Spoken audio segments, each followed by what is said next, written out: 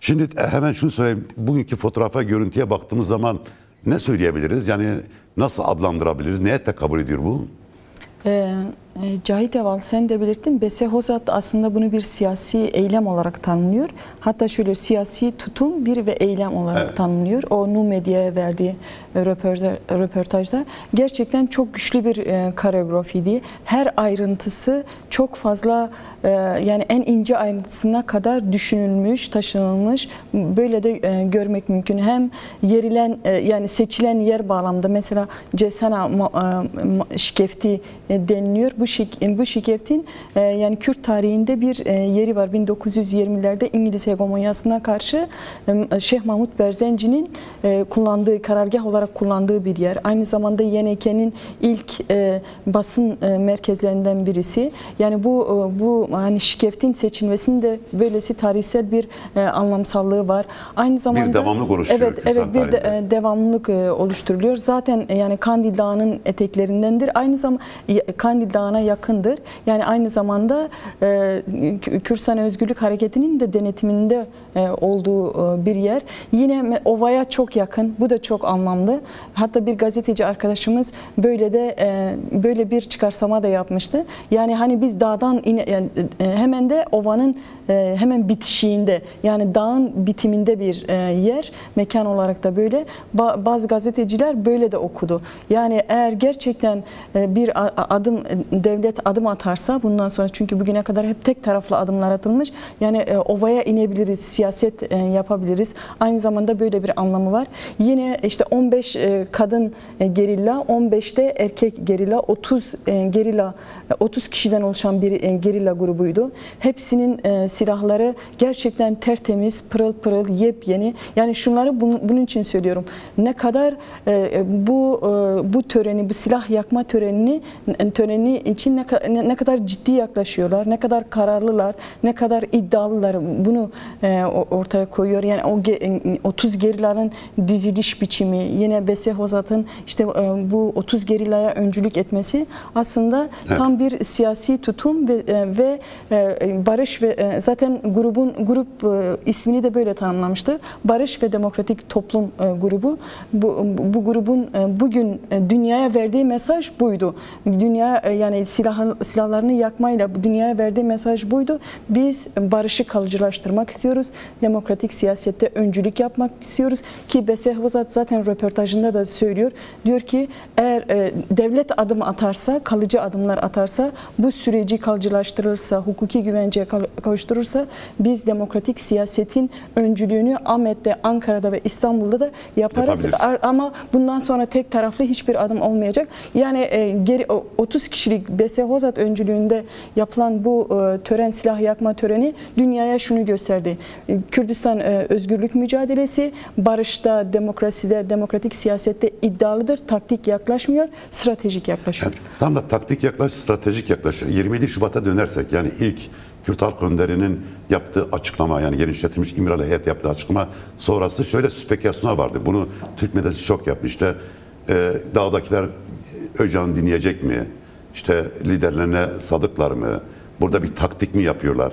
O 20 Şubat'tan bu yana geldi, baktığımız zaman neyi görüyoruz? Yani burada bir eşgüdüm, uyum konusunda, yani Kürt Halk Önderi ile kendi örgütü arasında, PKK arasında, halkla örgüt arasında nasıl bir uyum ortaya çıktı? Nasıl bir tablo ortaya çıktı? Yani 27 Şubat'tan bu yana 11 Temmuz'a kadar gerçekten bir bütünsellik içinde aktı ve bugüne kadar geldi. Böyle bir şey de olmadı.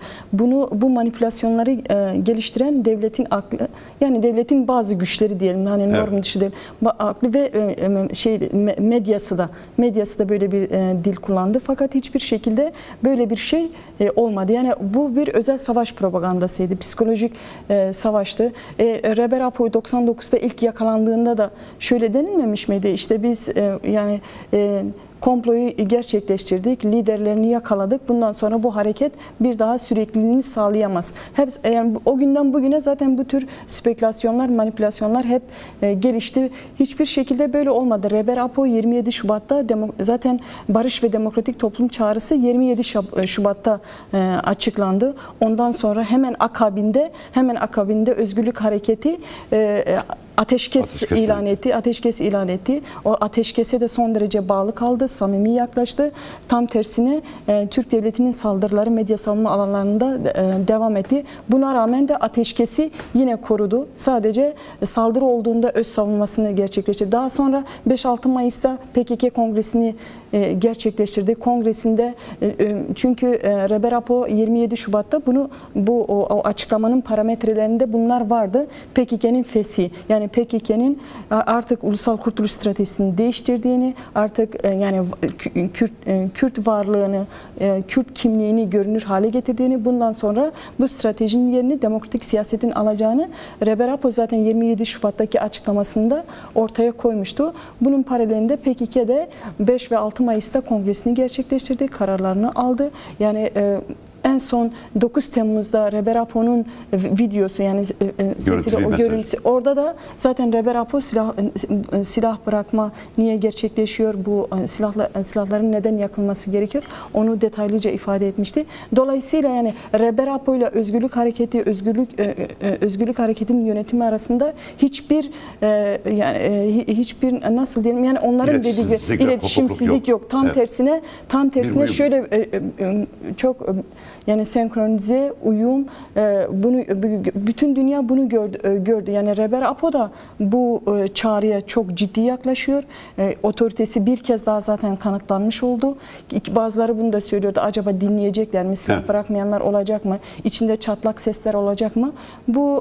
Bugünkü törenle gerçekten PKK'nin, Özgürlük Hareketi'nin bir önderlik hareketi olduğunu, bu otoritenin gerçekten kolektif bir aklı, kolektif bir iradeyi, ortak bir aklı temsil ettiğini ortaya koydu. Yani bunu söyleyebiliriz. Şimdi biraz da konuşacağız tabii ama gazeteci arkadaşlarımız da başlıyor Kürdistan'da hazırlar. Şimdi Roni'ye bir söz veren de hani beraber biraz da tartışalım. Şimdi tabii 2013-2015 sürecinde böyle oldu. Kürtlerle Türkler arasında bir yumuşama, diyalog, müzakere başlayınca Kürt ilişkilerinde de bir yumuşama, bir hareketlik başlıyor olumlu anlamda. Bu son barış ve demokratik toplum süreci ve bugünkü eylem Kürt birliği açısından ne ifade ediyor? Yani Kürtler arası ilişki açısından az önce Mahir de özetledi, Erdal da buna dikkat çekti. Ne ifade ediyor? Bunun üzerine ne kurulabilir bundan sonra? Yani Kürtlerin Orta Doğu'nun bu konjektüründe, çünkü yeniden bölge dizayn ediliyor. Bu konjektürde birlikleri çok önemli. Ulusal stratejileri, ulusal politika üretmeleri, ulusal öz savunma geliştirmeleri, ki Rebe Apo da buna çok dikkat çekiyor. Zaten sürecin başında da bunu ifade etmişti.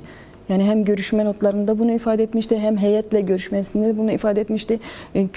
Kürtlerin ulusal kongrelerinin yapılmasını, hatta buna dönük geçmişte de hani liderliğini Mesut Barzani yapabilir. Yani böyle öneriler, ki bu öneriler hala da geçerlidir. Niye? Çünkü bizler de her gün takip ediyoruz. Gerçekten 3. Dünya Savaşı Orta Doğu'da yoğunlaşmış durumda ve bölge yeniden İsrail hegemonyası ekseninde yeniden dizayn ediliyordur. Şimdi bu dizayn içerisinde Kürtler gerçekten aktördür. Yani bunu böyle tanımlayabiliriz. Yani 19. ve 20. yüzyıl gibi değil. Peki Kürtler bu aktör rollerini nasıl daha fazla belirginleştirebilirler, kalıcı hale getirebilirler, artık bir sisteme, demokratik bir sisteme dönüştürebilirler, demokratik ulus temelinde. Bu da Kürt birliğiyle sağlanır, Kürt ulusal birliğiyle sağlanır. Çünkü son 10 yıl yani Kürt ulusal birliğinde de büyük bir zedelenme, kutuplaşmaya, kırılmaya yol açtı. Dolayısıyla yani bugün mesela o törende bile bu bile çok önemli. Yani Kürt örgütlerinin bir araya gelmesi. Tabii bu sadece işte bu bir araya gelmekle yetinmemek gerekiyor. Yani bu bir araya gelişin bu 3. Dünya Savaşı koşullarında bölgenin yeniden dizayn ettiği bir süreçte bunun bir ulusal stratejiye, ulusal politikaya, yani Kürt ulusal birliğine hizmet eden bir ilişkiye dönüşmesi gerekiyor. Yani bu birliğin buna öncülük etmesi gerekiyor. Bunlar küçük adımlardır. Elbette ki önemlidir. Bugün görüyoruz YNK Başkanı Bafıl Talabani açıklama yaptı. Neçirvar Barzani açıklama yaptı. Bu süreci desteklediklerini ifade ettiler. Bunlar elbette ki önemli. Fakat yeterli değil. Kürtlerin daha proaktif, daha yani ulusal çıkarlarına hizmet eden bir siyasette yürütmeleri gerekiyor. Şimdi Roni, bir şey daha sormak istiyorum sana. Tabii bu sembolik bir hikayeden bahsetmiyoruz. Yani 15 kadın gerilanın, 15 erkek gerilanın, özgürlük savaşçısının bir kadın lider öncülüğünde bu eylemi gerçekleştirmiş olmaları, töreni yapmış olmalarının mutlaka başka bir anlamı da var. Yani sembolik olmaları da bir anlamı var. Bu son 40 yıllık yaşadığımız devrim sürecinde burada kadının rolünü daha bir kez daha görüyoruz. Bu nasıl bir etki yaratır sence bütün hem Türkiye, Kürdistan hem de dünya kamu açısından? Çünkü hani kadınların öne çıkan rolü bugün son yani 21. yüzyılda en çok tartışılan, konuşulan bir mesele. Elbette öyledir. Heval Cahit şey değil yani kadınların liderliğinde gerçekleşmesi sembolik bir şey değildir. Evet. Kürt Özgürlük Hareketi içerisinde kadınların öncülüğü, kadınların var olması da kesinlikle sembolik değildir, şekilsel değildir, kesinlikle fonksiyoneldir.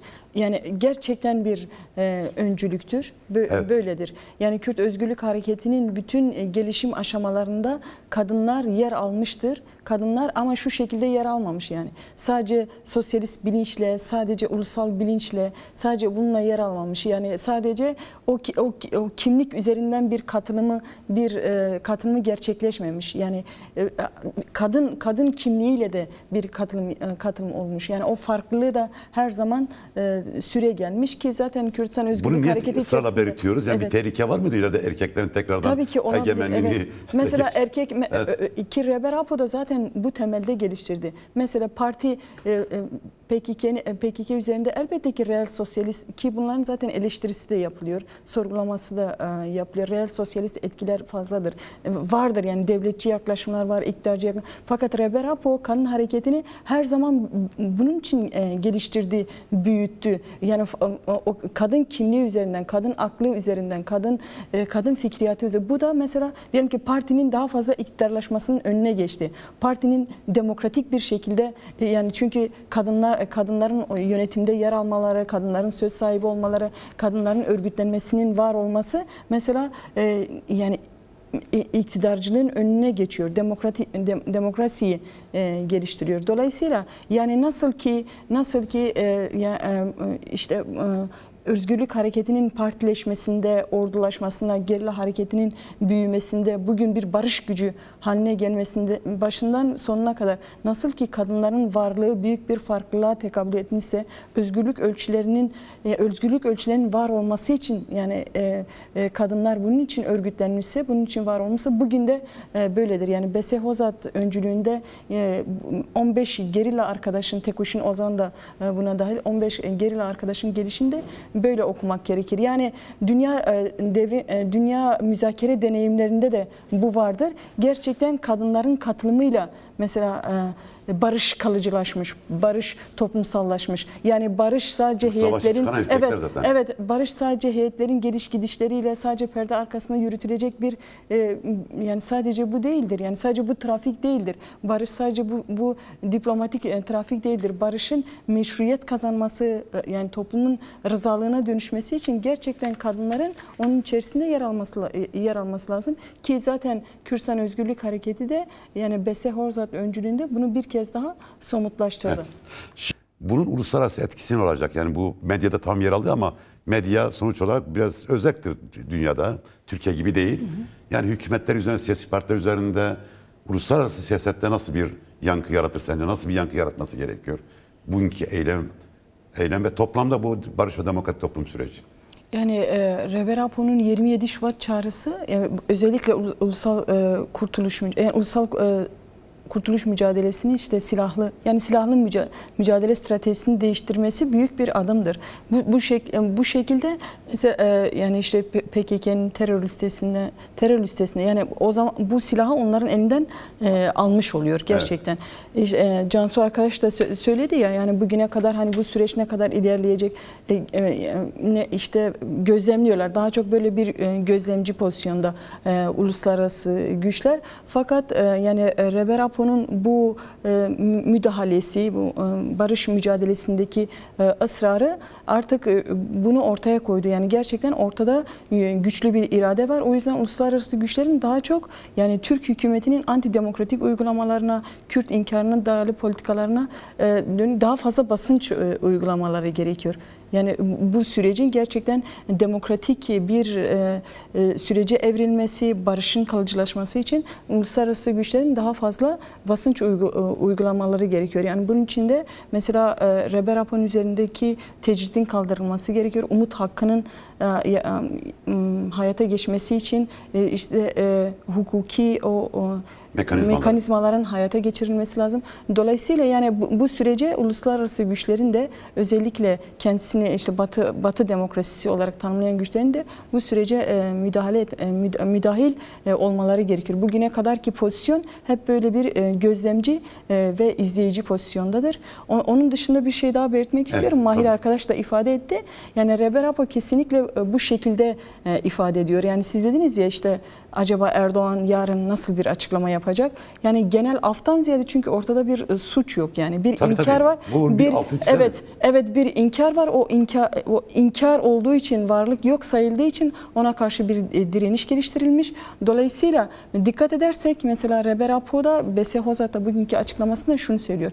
Yani aftan ziyade pozitif entegrasyon süreci ya da demokratik entegrasyon süreci. Bunun içinde de ceza infaz yasalarından ziyade ya da işte böyle işte bugünlerde görüyoruz ve özellikle 30 yıl cezaevinde kalan mahpuslar işte böyle değil. Yani oradan buradan bir iki kişiyi çıkarmakla değil. Özel yasaların çıkarılması gerekiyor. Yani gerçekten demokratik entegrasyonu sağlayabilecek, pozitif entegrasyonu sağlayabilecek özel yasaların çıkarılması gerekiyor. Zaten Bese Hozat da söylüyor. Diyor ki yasalar çıkarılırsa, kanuni güvence olursa biz demokratik siyaset konusunda da öncülük yapacağız. Yani bu iradeyi de ortaya koyuyor. Dolayısıyla aftan ziyade yani pozitif entegrasyonist bir sürecin, demokratik entegrasyonist bir sürecin yaşanması gerekiyor. Burada bu entegrasyondan kasıt da yani asimilasyon değil. Devlet sistemi içerisinde asimilasyon değil, erime değil, bütünleşme. Evet. Zaten dün akşam Doktor Mustafa Peköz programa katıldı. Bu pozitif enternasyonel arası ilişkin çok enteresan şeyler söyledi. Birkaç cümlede ben söyleyeyim, bir de programı kapatalım. Yani pozitif enternasyonel literatürde de öyle. Bir erimeden çok sen dediğin gibi entegre etmek istediğin toplum kesiminin, kimse ulussa, etnik grupsa, inanç grubuysa, başka bir grupsa onun bütün özlük haklarını, doğuştan gelen haklarını, yani onun kolektif haklarını tanımak ve hukuki olarak da onu garanti altına almaktan geçiyor. Diğerisi ise zoraki bir asımına yani dönüşüyor. Kendine benzeştirme değil. Hayır. Onun varlığını olduğu gibi kabul etmek ve ona hukuki olarak, siyasi olarak bir zemin açmak.